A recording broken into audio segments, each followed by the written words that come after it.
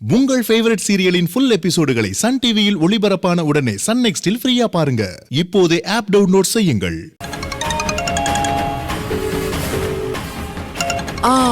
Antonio தான் இருக்கும். Attend பண்ணி என்னன்னு கேளுங்க. அப்பா அவன்தானா? அவனேதான். ஐயோ பெரியப்பா அட்டெண்ட் பண்ணுங்க. இல்லனா ஆண்டனி ரவுடிங்ல உங்க வீட்டுக்கு அனுப்பிடுவான். ஐயோ பாவம் பெரிய மாமா ஆர்த்தியும் பயந்துடுவாங்கல்ல. அப்பா கையில அப்புறம் பாத்துக்கலாம், முதல்ல கால் அட்டெண்ட் பண்ணுங்க. ஹலோ, என்ன தர்மலிங்கம், இங்க அரை மணி நேரத்துல ஃபங்க்ஷன் ஆரம்பிக்க போகுது, இன்னும் பிரியாணி கொண்டு வரல? உன் தம்பி பையனுக்கு கால் பண்ணி அவன் எடுக்க மாட்டேங்கிறான்னு சொல்லி தானே உங்ககிட்ட சொன்னேன். நீ போய் பாத்தியா இல்லையா? பிரியாணி வருமா வராதா?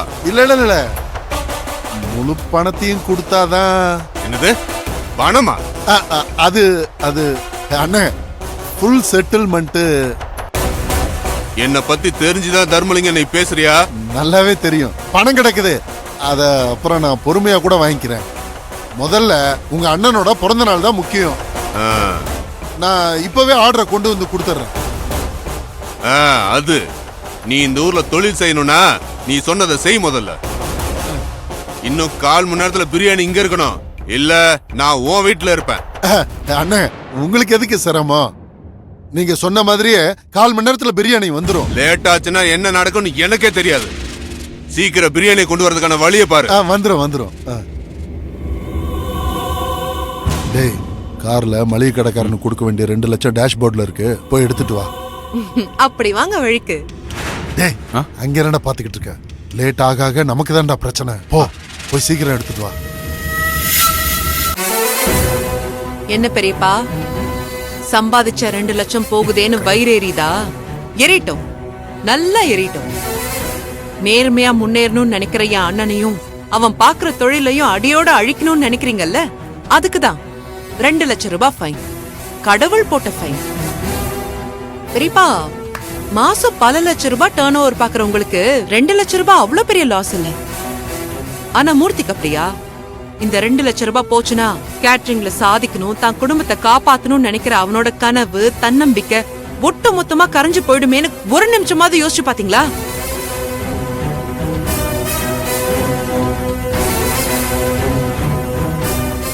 அத எப்படி யோசிப்பீங்க? உங்களுக்கு தான் மத்தவங்க வளர்ச்சியே பிடிக்காதே. உங்களுக்காக ரா பகலா உழைச்சு கேட்டரிங் தொழில உங்களை ராஜா மாதிரி வாழ வச்ச சண்முக அண்ணனையே காலி பண்ண நல்லவர் தானே நீங்க?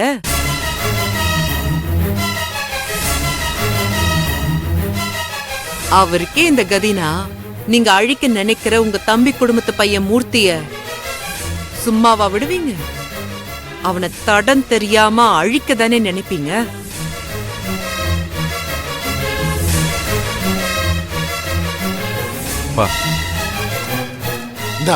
என்கிட்ட ஏன் கொடுக்குறீங்க? அண்ணகிட்ட கொடுங்க. இது அவனோட ஆர்டர். விடுறா பெரியப்பா, விடு. இப்போவாவது நாங்க பிரியாணி எடுத்துக்கலாமா? இரு சுப்பிரமணி, ஏன் அவசரப்படுற? 2 லட்சம் ரூபாய் சரியா இருக்கா இல்லையான்னு எண்ணி பார்க்கணும்ல. எண்ணி பாரு. இவன் ஓவரா பண்றா. நீங்க எங்களை ஒரேடியா ஒழிச்சு கட்டணும்னு நினைக்கிறீங்கல்ல, அதனாலதான் நான் ஓவரா பண்றேன். கயல், அதான் பெரியப்பா பணத்தை கொடுத்துட்டார்ல, பிரியாணி எடுத்துட்டு போடுமே. சரி, உனக்காக விடுறேன். போங்க, போய் எடுத்துட்டு போங்க. மூர்த்தி, பிரியாணியை கொஞ்சம் வண்டியில ஏத்தி விட்டுறியா? சுப்பிரமணி, வண்டி கொண்டு வந்திருக்கியா? நம்ம கார்ல தான். இவ்வளவு பெரிய பாத்திரத்தை எப்படி கார்ல ஏத்துவ? ஆமா, வேணும்னா ஒண்ணு பண்ணலாமா? பொட்டலம் கட்டி சீட்லயும் டிக்கிலையும் ஏத்திடலாமா? கயல், அப்படியும் பண்ண முடியாதுல்ல, காஸ்ட்லி கார் வேற. பிரியாணி அதுல ஏத்தணும்னா ஸ்மெல் ஸ்ப்ரெட் ஆகி ஏசி நாசம் ஆயிடும். அப்புறம் அதுக்கு நீங்க பல லட்சம் ரூபாய் செலவு பண்ண வேண்டியதாயிடும். உங்களை பார்த்தாலும் பாவமா தான் இருக்கு. என்ன பண்ணலாம்? ஆறுமுகம், நீ வேணா நம்ம அட்வான்ஸ் கொடுத்து வச்சிருந்த அந்த வண்டியை வர சொல்லு. பெரியப்பாவுக்கு டிரான்ஸ்போர்ட் செலவையாவது மிச்சம் பண்ணுவோம். பாவம், இப்பெல்லாம் அவருக்கு ஆர்டர் சரியாவே வருதில்ல போல. பணம் கொடுத்துட்டோம், பொருள் எங்களோடது. அதை எப்படி எடுத்துட்டு போகணும்னு நான் முடிவு பண்ணிக்கிறேன். அவளை அமைதியா இருக்க சொல்லு. உங்க கார், உங்க உரிமை. நீங்க எப்படி வேணாலும் எடுத்துட்டு போங்க, எனக்கு என்ன, எடுத்துக்கோங்க. டேய், பிரியாணியாவது வண்டியில எடுத்து வைப்பியா? நீயும் பல்கா தானே இருக்க, போய் அண்ணனுக்கு ஒத்தாசை பண்ணு. சுப்பிரமணி, வேணா நீ சுமாரு, நானே வண்டியில ஏத்திக்கிறேன். பெரியப்பா ஒரு நிமிஷம். பிரியாணி வேணா உங்களோட தான் இருக்கலாம், ஆனா கொண்டு போற பாத்திரம் எங்க அண்ணனோடது. பாத்திரம் பத்திரமா துளி அளவு கூட சேதாரம் இல்லாம எடுத்துட்டு வரணும். வரும் கையல் வரும். உன் வீடு தேடி பாத்திரத்தோட பிரச்சனையும் வரும். எனக்கே ஆப்பு வச்சிட்டல, உனக்கு நான் பதிலுக்கு என்ன பண்றேன்னு மட்டும் பாரு. இந்த வில்லத்தனமான மைண்ட் வாய்ஸ் எல்லாம் பேசி டைம் வேஸ்ட் பண்ணிட்டு இருக்காம விறுவிறுன்னு போய் பிரியாணி கொடுத்துருங்க. இல்லைன்னா ஆண்டனியோட ஆளுங்க உங்க வீடு பூந்து நாசம் பண்ணிடுவாங்க. வரேன் காமாட்சி. வராதீங்க. ஐ மீன் பார்த்து பத்திரமா.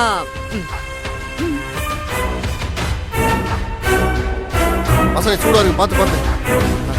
கை பாரு.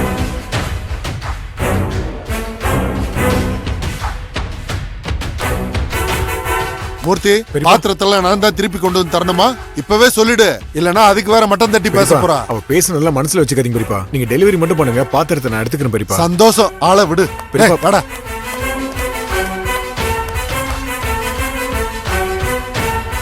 வாடா.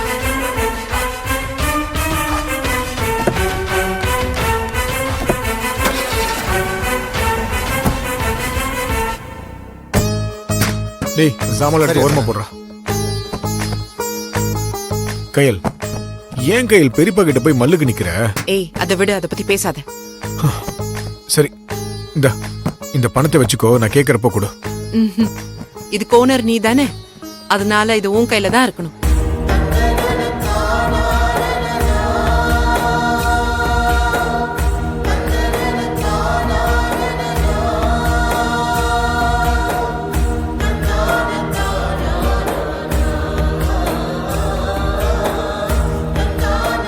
மூர்த்தி, ஏன் கண் கலங்குற? இல்ல, நான்லாம் உருப்பட மாட்டேன். நான் காலம் முழுக்க உங்களுக்கு சிரமமா தான் இருப்பேன்னு நினைச்சுக்கிட்டு இருந்தேன். இப்போ அதெல்லாம் நினைச்சு நான் அழல. வாழ்க்கையில 2வது முறையா நேர்மையான வழியில உழைச்சு 2 லட்சம் ரூபாய் சம்பாதிச்சிருக்கேன். அந்த சந்தோஷத்துல தான் ஆனந்த கண்ணீர் வருது. இனிமே நான் எப்படியும் சாதிச்சிருவேன் நம்பிக்கை வந்துருச்சு கையல். பெரியப்பா பக்கம் போகாம உனக்கு வர ஆர்டரை எடுத்து பண்ணு, நிச்சயமா நீ சாதிச்சிருவ. பெரியப்பா பேச்சை கேட்டு மீட்டர் வட்டிக்கு வேற பணத்தை வாங்கியிருக்கோம். அத கையல் கிட்ட சொல்லிடலாமா? மூர்த்தி, என்ன யோசிச்சுட்டு இருக்க? ஒண்ணு இல்ல, நேத்து நைட்டு அந்த மளிகை கடன் விஷயத்துல ஆரம்பிச்சு இன்னைக்கு பிரியாணி ஆர்டர் வரைக்கும் நீ மட்டும் கூட இல்லைன்னா என்ன ஆயிருப்போன்னு நினைச்சு யோசிச்சேன். நான் கீழே விழ போற ஒவ்வொரு தடவையும் நீதான் ஓடி வந்து தாங்கி பிடிக்கிற. தள்ளுவண்டி கடையில நீ விலக்கு கொடுத்ததால என் பழப்பு விளங்காம போயிடுச்சுன்னு நான் எத்தனை தடவை என் இஷ்டத்துக்கு பேசியிருக்கேன். அதெல்லாம் மனசுல வச்சுக்காம இந்த கேட்டரிங் ஆரம்பிச்ச நாள்ல இருந்து இப்ப வரைக்கும் என் கூட ஸ்ட்ராங்காவே நிக்கிறிய. மூர்த்தி, இப்போ இல்ல, எப்பவுமே உனக்காக உனக்கு பக்கத்துணையா உன் தங்கச்சி நான் இருப்பேன். நீ பொறுப்பு இல்லாம குடிச்சிட்டு சுத்தும் போதே உனக்காக நான் நின்ன. இன்னைக்கு நீ உயிரை கொடுத்து உழைக்கும் போது நான் நிக்க மாட்டேனா? எனக்கு இப்பெல்லாம் மூர்த்தி தங்கச்சின்னு சொல்றதுக்கு ரொம்ப பெருமையா இருக்கு. நீ இதே உறுதியோட நம்பிக்கையோட இரு, உனக்கு எப்பவுமே ஜெயம் தான். ஆசனே ஆசனே, நான் உனக்கு கேட்கவா? டேய், ஒண்ணு என்னடா நிறைய கேள்றா. இப்ப நான் ரொம்ப சந்தோஷத்துல இருக்கேன். ஆசனே, நீ யார் சொல்லி அந்த மளிகை கடைக்கு போன? அது ஏன்டா இப்ப கேக்குற? விஷயம் இருக்கு, சொல்லு. பெரியப்பா சொல்லி தான் போனேன். காசே வராதுன்னு தெரிஞ்சு இந்த ஆர்டர் யாரு உன் தலையில கட்டினா? பெரியப்பா தான். அப்ப தெளிவா புரிஞ்சுக்காசனே, முள்ளுன்னு தெரிஞ்சு அதை கையில பிடிக்காத. ஏன்னா அது உன் ரத்தம் பார்க்க ஓயாது. டேய், வேணாசனே, இனிமே அவர் பார்க்க போவாத. மூர்த்தி, கையில் ஆறுமுகம் சொல்றதுதான் சரி. இனி நீ பெரியப்பா கிட்ட அதிகம் பேசாத, பழகாத. முடிஞ்சா மொத்தமா ஒதுக்கி வச்சிடலாம். கையல், அது எப்படி முடியும்? என்னதான் இருந்தாலும் அவர் உங்க பெரியப்பா. அதுக்கு என்னமா பண்ணலாம்? சரி, பெரியப்பாவுக்கு ஒரு கோயில் கட்டி கும்பிடலாமா? ஏன் தான் எல்லாம் மிடில் கிளாஸ் அம்மாக்களும் இப்படி உலகம் புரியாம இருக்கீங்களோ தெரியல. நீ ஒரு விஷப்பாம்புக்கு பாலும் முட்டையும் வச்சு தெய்வமா கும்பிட்டு இருக்க. ஆனா நான் அந்த விஷப்பாம்புல இருக்கிற மொத்த விஷத்தையும் எடுக்கலாம்னு நினைக்கிறேன். அந்த பெரியப்பாவை நான் ஏதாச்சும் பேசும்போது தயவு செஞ்சு நீ சப்போர்ட்டுக்கு வராத. நீ கொஞ்ச நேரத்துக்கு முன்னாடி அமைதியா இருந்த பத்தியா? அப்படியே இரு, அப்பதான் நம்ம குடும்பத்துக்கு நல்லது. பா, அவரை பத்தி பேசிக்கிட்டே இருந்தா டைம் தான் வேஸ்ட் ஆகுது. சரி நான் கிளம்புறேன், எனக்கு டியூட்டிக்கு டைம் ஆச்சு. சரி சரி நீ சரி, வா. கிளம்பு. போ, டிஃபன் டிஃபன் சாப்பிடு. எடுத்துக்கமா. டேய் சனே,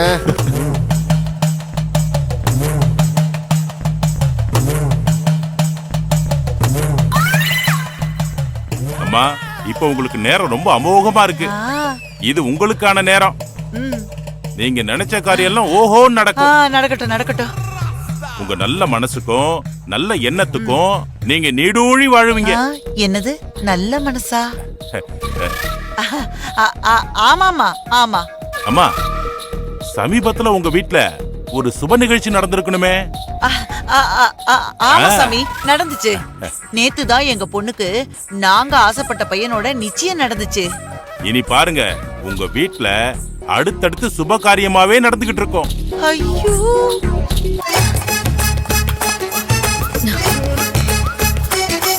கண்டிப்பா நான் செஞ்ச கேரட் அல்வா எழிலுக்கு பிடிக்கும்.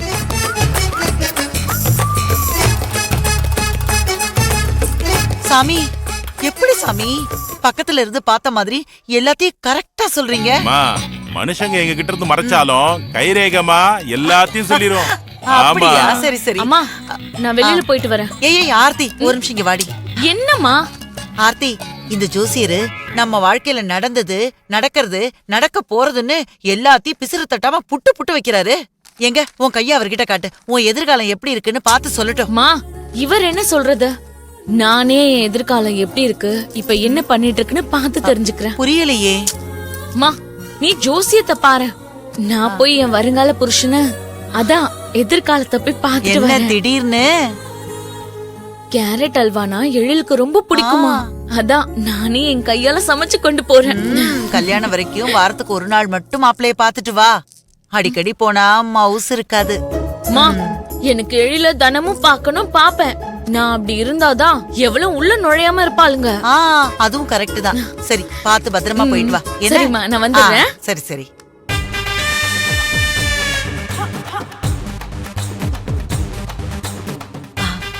ஜோசியரே, எனக்கு வயசாயிக்கிட்டே போகுது, ஆ, பயமா வேற இருக்கு. எனக்கு ஒரு சந்தேகம், நான் எத்தனை வருஷம் வாழ்வேன்னு பார்த்து சொல்லுங்களேன். சரிம்மா.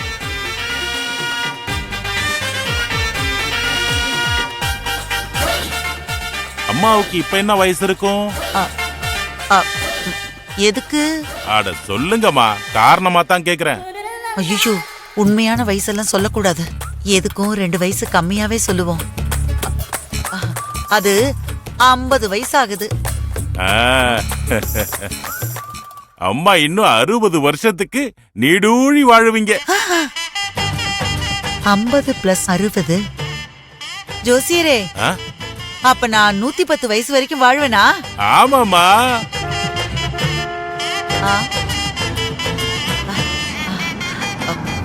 ஜோசியரே, ஆ, எனக்கு தாலி பாக்கியம் எப்படி இருக்கு? அம்மா வலுவாவே இருக்குமா.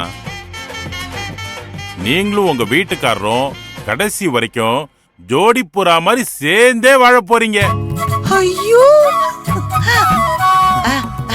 என்னங்க யாரு இவரு? என்னங்க, வணக்கம் ஐயா. இவரு சாதாரண ஆளே கிடையாதுங்க. முக்காலமும் தெரிஞ்சு வச்சிருக்காருங்க. ம்.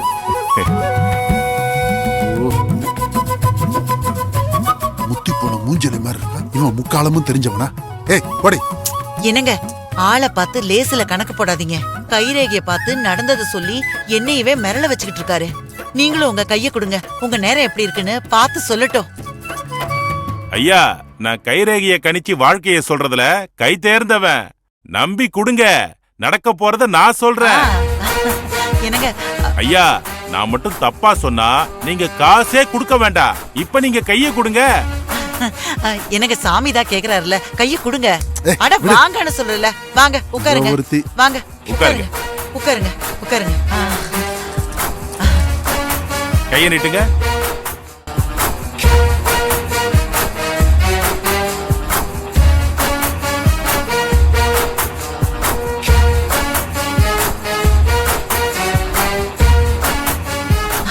இருங்க இருங்க.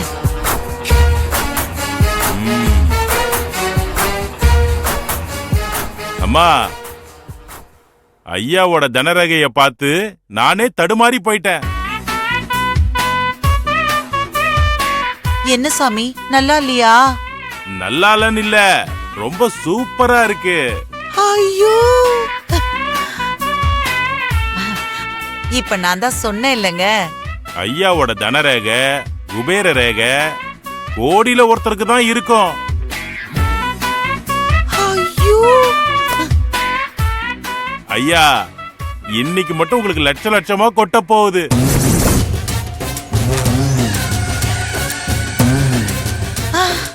என்ன சொன்ன? லட்ச லட்சமா கொட்டுமாடா? கொட்டுண்டா, கொட்டும். இப்ப பாரு எப்படி கொட்ட போகுது. என்னங்க வேண்டாங்க, விடுங்க. அட என்னங்க நீங்க? ஏன் இப்படி நானே பண்றீங்க? 2 லட்சம் ரூபாய் இழந்துட்டு வந்த வெறுப்புல இருக்கிறேன். பொய் ஜோசியமா சொல்ற? பொய் ஜோசியம். எந்திரிச்சு போடா. வெளிய போ. ஐயா கூலி போடா. ஒழுங்கா போயிரு. ஓரியா சுடுதண்ணியை பிடிச்சு மூஞ்சில ஊத்தவா. போடா. சுப்பிரமணி என்னடா இவரு 2 லட்சம் ரூபாய் லாஸ் பண்ணிட்டாரா? ஆமாமா.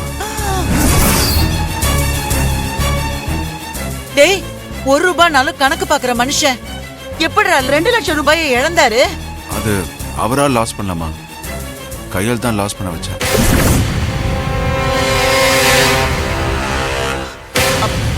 என்னடா சொல்ற? அவ எப்படிடா இத பண்ணா?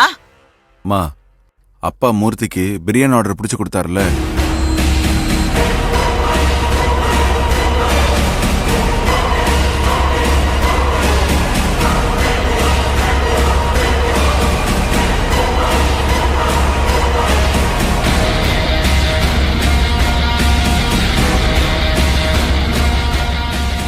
இப்ப அந்த பணமும் போச்சு, பிரியாணியும் போச்சு.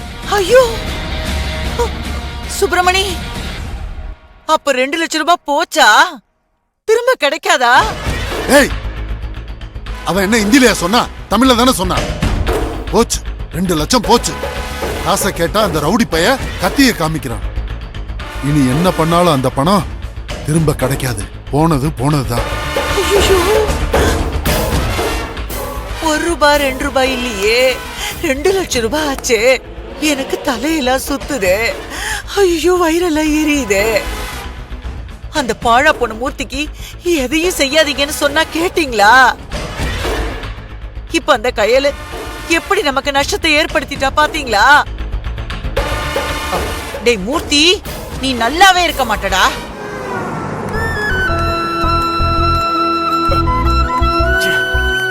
இதெல்லாம் தேவையில்லாத வேலை ஆசானே. எது? உங்க பெரியப்பா வீட்டுக்கு பிரியாணி கொண்டு போறதா? டேய், அவங்களுக்கு கொடுத்தா உனக்கு என்னடா வந்துச்சு? இந்த பிரியாணியை அனாதை ஆசிரமத்துக்கோ ரோட்ல சாப்பிடாம இருக்கவங்களுக்கு கொடுத்தா வச்சு புண்ணியம் வந்து சேரும். உங்க பெரியப்பா வீட்டுக்கு கொடுத்தா பாவம் தான் வந்து சேரும்.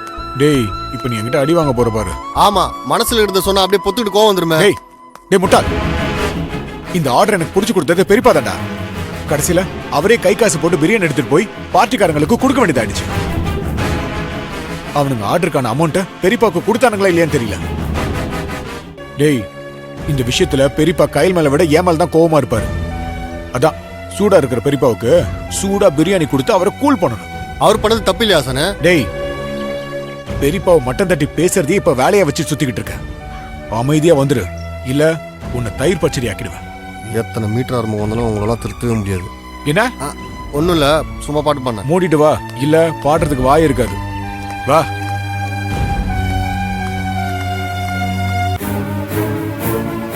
ஏங்க, அந்த நாசமா போன கயல் குடும்பத்தை பழிவாங்க இன்னும் எத்தனை லட்சத்தை தாங்க நீங்க தொலைக்க போறீங்க?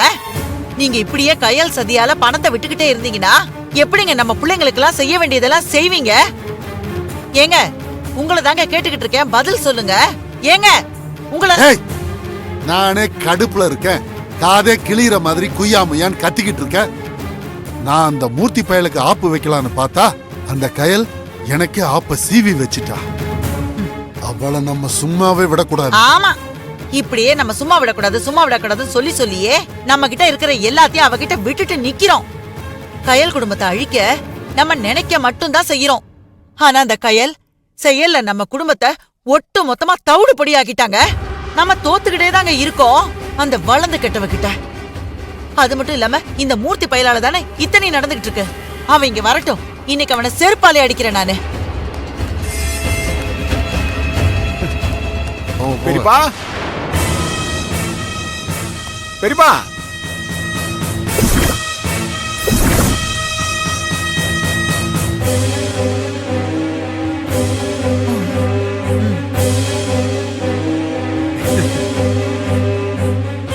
அங்கேயே நில்லுடா. பெரியம்மா, நான் சொல்லிக்கிட்டே இருக்கேன். பெரியம்மா. எதுக்காகடா இங்க வந்த? பெரியமா பிரியாணி கொண்டு வந்திருக்கேன் பெரியமா. ஏய் குறாத. ஓஹோ, ஏமாத்தி காசை புடிங்கிட்டமே.